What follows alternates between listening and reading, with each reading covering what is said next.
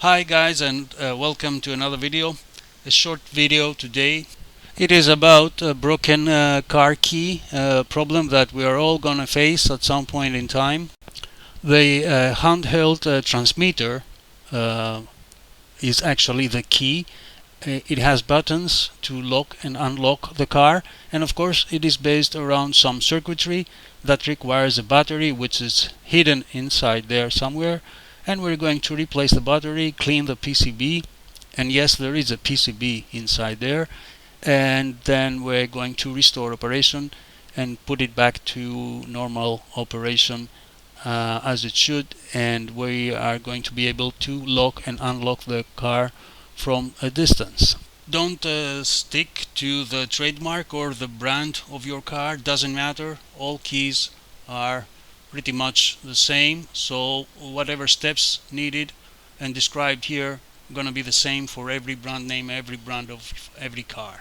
Okay, here is what happens. Usually dust and dirt is concentrated inside the key. The plastic cups over the keys have been worn or lost, and the LED light on the bottom left corner doesn't seem to work. And it's normal because the battery has died. There is a single screw at the back of the key, and all we have to do is to tear it apart. I mean the whole key. There is so much dust and dirt in there concentrated over the years. We're gonna remove this little screw over here, tear it apart like in half, and then we're going to clean the PCB, change the battery, and pretty much that's what we're gonna be doing over this video today. And this is actually what you have to do. All you have to do is this, and it's going to be almost good as new. We can see here rust. I have removed the back plate, the back case, and the screw, and we can see there is another plastic case which holds the PCB and the battery, and we can see there is dirt around it, which is a natural thing, rust, sweat, whatever. So we have to remove also this part, which is the capsule or the module which holds the PCB, and inside there is a battery, and we're going to replace the battery soon. And then we have to clean everything, and then we're gonna put everything back together. Now I have removed here, those are the three parts: the module, the upper and the bottom part of the key. As you can tell, there is more dust and dirt inside there. Here is the main module, the circuitry, which needs to be also cleaned, but with isopropyl alcohol, while the plastics can be cleaned with domestic detergent, soap, whatever you wish. And this is what I'm going to do. I'm going to wash the parts and replace the battery. Now at this point we need to split this module in two. There is a special knots you can find on the side, and then just you can split it in two like this, and we can see underneath there's the battery. After so many years I cannot even tell the type, but the usual type is 2016. That's usually what happens. And so now we are free to pull it out, and then we can put a new one.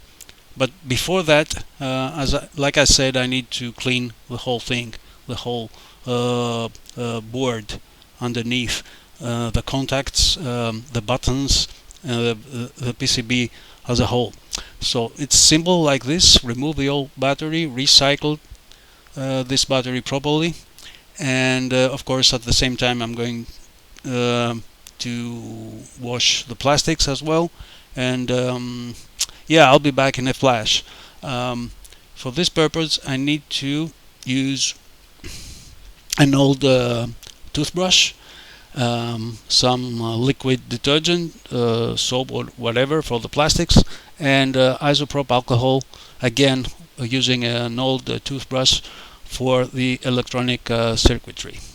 Oh yes, and here you can have a better view of the new battery. It's CR2016 indeed.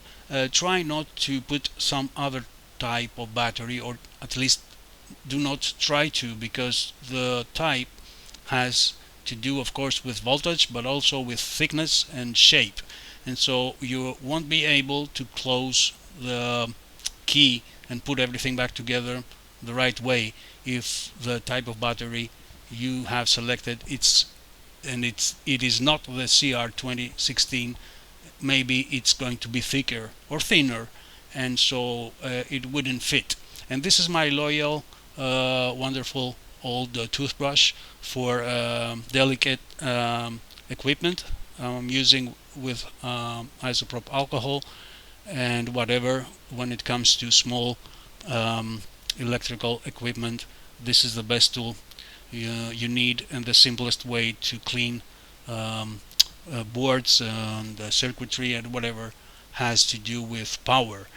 For the rest, the plastics, you can use whatever comes handy. So yeah, I'll be back in a flash. Okay, I'm back. This whole thing won't take more than 10 minutes for you to fix it and clean it. As you can tell, the battery is installed, and on the other side we can see the buttons are cleaned and everything. At last we can see that it is working. If I'm trying now, I'm trying to press the keys and we can see the LED is coming up. The other key also, yeah, the LED is coming up, so we're good to go.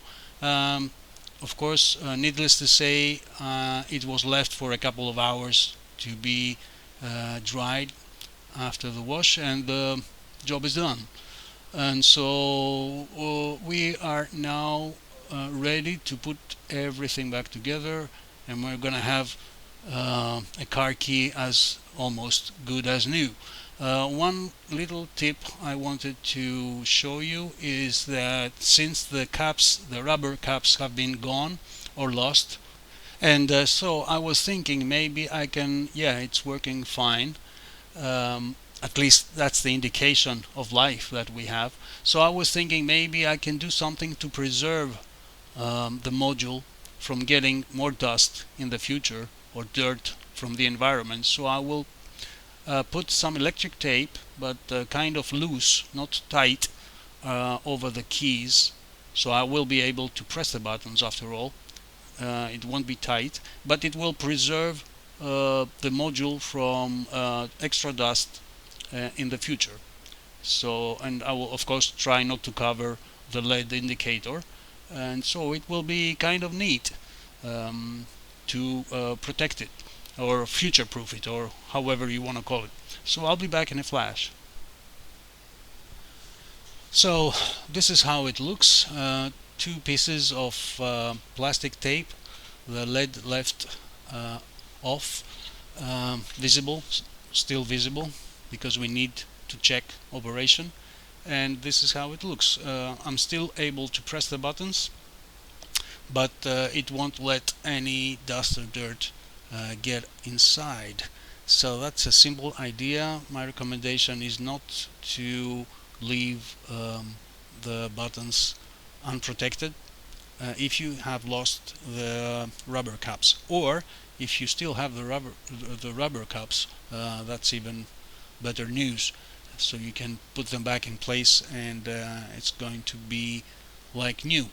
So I hope this was helpful. For sure it will be saving you 25 bucks or so, and leave your comments below in the comments section. You know the drill. And please do subscribe if you like this stuff. Do it yourself, electronics, gaming, retro, whatever comes into your mind, just put it in the comment section. I'll be more than glad to reply and get in touch with you. This is how it looks. By the end of the day, like I said, you'll be saving some bucks, and above all, you will feel this excitement of whatever do-it-yourself has to offer. Thank you for watching. I'll be catching you soon with another video, probably some other electronic device, some restoration of some sort, modifications or whatever. Keep it safe, and I'll be back soon. Thanks for watching. Bye.